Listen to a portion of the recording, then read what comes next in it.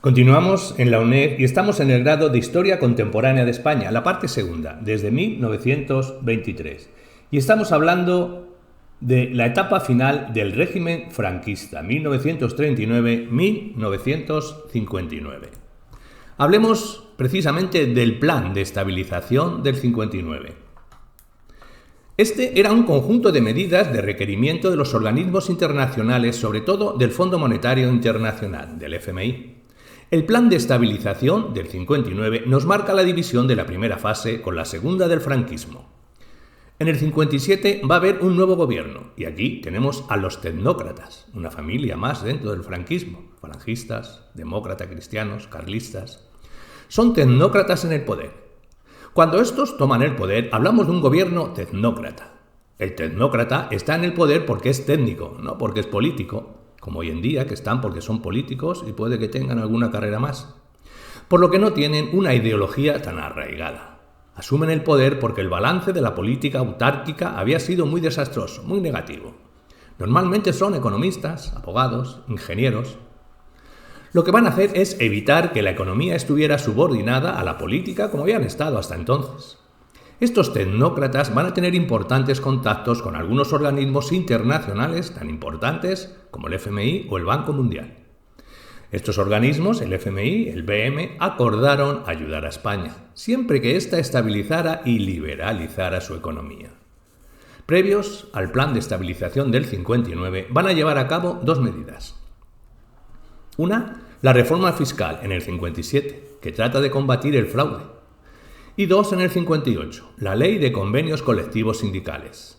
Esta ley pretendía dar una cierta autonomía a los empresarios y a los trabajadores a la hora de solventar las cuestiones laborales. Era una medida encaminada hacia una cierta liberalización. Tratar de liberalizar la economía española es el objetivo central de los tecnócratas. La culminación, la gran obra de estos es el Plan de Estabilización del 59.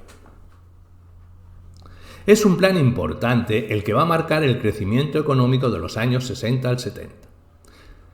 Es un poco el que marca las dos fases del franquismo. El plan contenía medidas en tres ámbitos. 1. Primer paquete de medidas. Políticas coyunturales encaminadas a conseguir una estabilización de la economía española, ya que la inflación se había convertido en un problema crónico.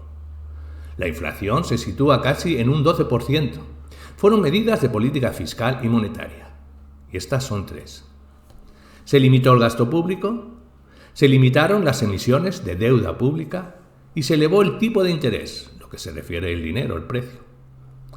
En cuanto al balance de estas medidas coyunturales tuvieron éxito. Los precios se frenaron de inmediato. A medio plazo la inflación disminuyó en comparación con la etapa anterior y el déficit presupuestario desapareció. Segundo punto. El segundo paquete de medidas. Se adoptaron medidas liberalizadoras de la capacidad de actuación de los agentes económicos. Aquí vamos a tener dos medidas. Una, se suprimieron múltiples organismos interventores de los años de la autarquía y se simplificaron los trámites administrativos que debían cumplir los empresarios privados.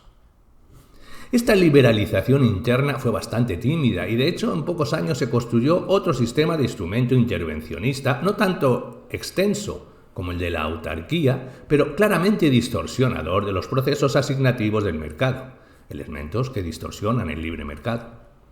Este nuevo impulso regulador se manifestó en tres ámbitos: los mercados financieros, el mercado de trabajo y el de industria, el sector secundario. En estos tres ámbitos el Estado quería intervenir un poco, pero no tanto como en la autarquía. Precisamente en esta línea intervencionista hay que mencionar los llamados planes de desarrollo, que fueron tres planes entre el 64 y el 75. En estos el gobierno intervenía. Estos planes pretendían ser un instrumento de coordinación de las decisiones públicas y privadas y consistían en una declaración de la administración pública de sus inversiones previstas y de las previsiones sectoriales y territoriales que estaban dispuestas a financiar mediante incentivos a la inversión privada. En verdad, estos planes terminaron fracasando por falta de inversión de los presupuestos del Estado y por la utilización fraudulenta de las ayudas.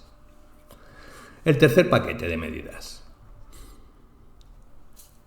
Este se refiere a la política interior y este tercero a la exterior. El anterior era el segundo paquete. Se trata de la política de apertura exterior. Esta fue más decisiva. La integración en el Fondo Monetario Internacional, el FMI, y en el Banco Mundial, el BM, en 1950 marcó el camino que se siguió en 1959 con la entrada de España en la Organización Europea de Cooperación Económica, la OEC, o en el GATT, la Organización para Liberar Aranceles. La filosofía de todas estas organizaciones era la liberación de los intercambios y el aumento de la cooperación, de forma que la presencia de España en ellas era una garantía para impedir la vuelta a posiciones aislacionistas. Además, todas estas organizaciones proporcionaron un impulso decisivo para la apertura de España en el momento más difícil, que era el inicial, cuando España tenía que dar paso de una economía autárquica a una liberalizada. Tal impulso consistió, por un lado, en apoyar el cambio de política económica con una asistencia técnica y, por otro lado, en proporcionar cobertura, financiación a la operación mediante ayudas y préstamos en divisas. En la apertura comercial exterior se dieron dos tipos de medidas. Uno, el establecimiento de diversos regímenes, si se pueden importar o no, y si es que sí, ¿cuánto?, de comercio para la importación con el objetivo de suprimir de manera progresiva el comercio intervenido por el Estado. Y dos, la implantación de un nuevo arancel en 1960. El balance de esta apertura comercial al exterior. Pues fue una apertura exitosa, ya que en cuanto al primer aspecto, a comienzos de 1959, antes del plan, el comercio liberalizado suponía el 9% del total, todo lo demás estaba intervenido. Y al final del periodo, en 1973, este comercio liberalizado suponía el 80%.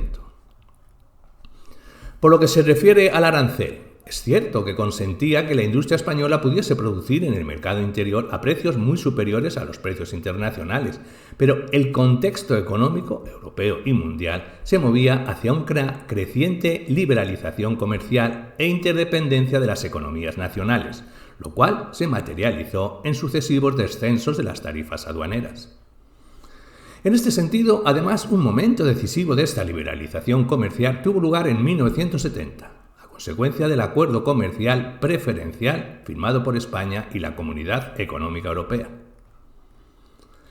La apertura comercial vino acompañada al mismo tiempo de una apertura financiera cuyas medidas fueron fundamentalmente dos. El establecimiento de un tipo de cambio más realista y sometido a la disciplina del FMI, que se materializó en una devaluación de la peseta. La peseta estaba sobrevalorada, por lo que había que devaluarla. Y la segunda medida, que va a ser la moderada liberalización de las inversiones extranjeras consistentes en libertad absoluta de inversión sin ningún tipo de limitación hasta el 50% del capital social de las empresas. También en una proporción superior hasta el 100% que se necesitaba la autorización del gobierno. También que se ampliaban las modalidades de inversión, bonos del Estado, deuda pública. Puedes invertir donde quieras. Y por último, que no se ponía ningún obstáculo a la repatriación de estos capitales extranjeros.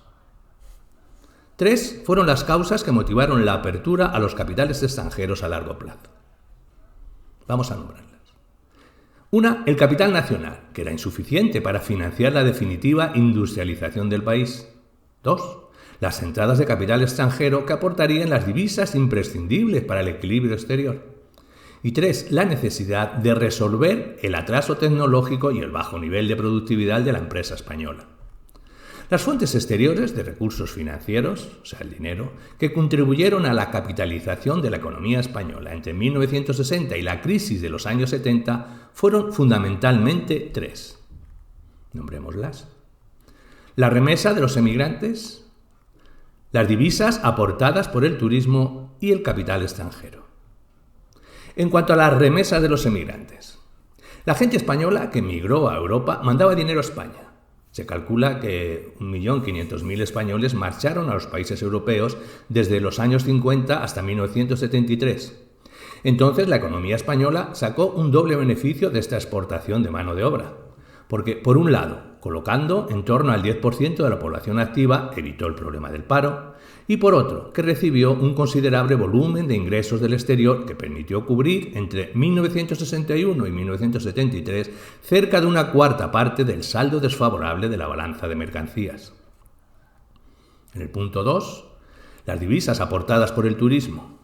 Se devaluó la peseta, por lo que España era un país barato y viene gente, venga, venidor todos. Entró una cantidad de dinero impresionante y con esas divisas se cubrieron más de las 3/4 partes del déficit comercial. Con la primera y esta segunda fuente de ingreso ya se cubrió el déficit comercial. Y tercero, el capital extranjero, la inversión extranjera a largo plazo. Con estos ingresos, las importaciones de bienes y servicios crecieron de forma espectacular en los años 60. Consecuencia de todas estas medidas que hemos visto del plan de estabilización. Los efectos depresivos sobre el consumo y la inversión se dejaron sentir inmediatamente y con fuerza, aunque no fueron duraderos. Es decir, en el primer momento hay una pequeña crisis de adaptación que duró un año, y sobre todo va a ser por la devaluación de la peseta. Muy pronto se observó que los signos de recuperación se multiplicaban. Así el ejército fue inmediato en las cuentas exteriores. De manera que las reservas, que es lo que tenía España a principios del 59, empezaron a aumentar desde el primer momento gracias a la repatriación del capital de los emigrantes españoles y a la expansión de las exportaciones de bienes y servicios vía turismo. Al cabo de poco tiempo se sumarían también las inversiones de capital extranjero. Así las cosas entonces, los 60, supusieron un cambio extraordinario con un crecimiento superior al 7% anual del promedio. Esto es una barbaridad. Creció tanto porque España era un país atrasado, y únicamente los países atrasados pueden crecer tanto. Nunca un país como la EU, Gran Bretaña, Alemania, Francia o cualquier país desarrollado podrá crecer tanto. Por lo demás, este crecimiento vino acompañado de una nueva configuración sectorial, dándose un fuerte incremento del peso relativo del sector secundario en el empleo y producciones totales, al tiempo que se producía una pérdida de la importancia relativa del sector primario. Sube el sector secundario, baja el primario. La demanda interior fue el motor fundamental de este proceso acelerado de industrialización vivido en estos años, siendo precisamente en este sector, en el secundario, en la industria, en el que se dieron los mayores aumentos de productividad. Y es en los 60 cuando la industria española consigue esa productividad. Por su parte, en estos años también se asistió a la modernización de la agricultura española, y esto nos dice algo novedoso. Es la primera vez que la agricultura se modernizó. Esta modernización estuvo motivada en gran medida por el traslado de la población del campo a la ciudad. El abandono en masa de la población campesina generó la crisis de la agricultura tradicional. El proceso de trasvase de mano de obra continuó hasta que se produjo un agotamiento de las reservas de mano de obra en el campo. Este descenso de los activos agrarios trajo consigo un encarecimiento de los salarios, lo que a su vez activó un proceso de sustitución de mano de obra por capital y otros factores productivos que llevaron finalmente a la modernización de la agricultura española. Entonces, se revolucionaron las técnicas de cultivo y el campo español se pobló de maquinaria diversa. De esta manera se consiguió aumentar la productividad, aunque es verdad que algunos campesinos no pudieron hacer frente a esta escalada de endeudamiento y se vieron obligados a abandonar sus propiedades y marchar a la ciudad. Aquí ya hemos terminado con la parte económica, con el plan de estabilización.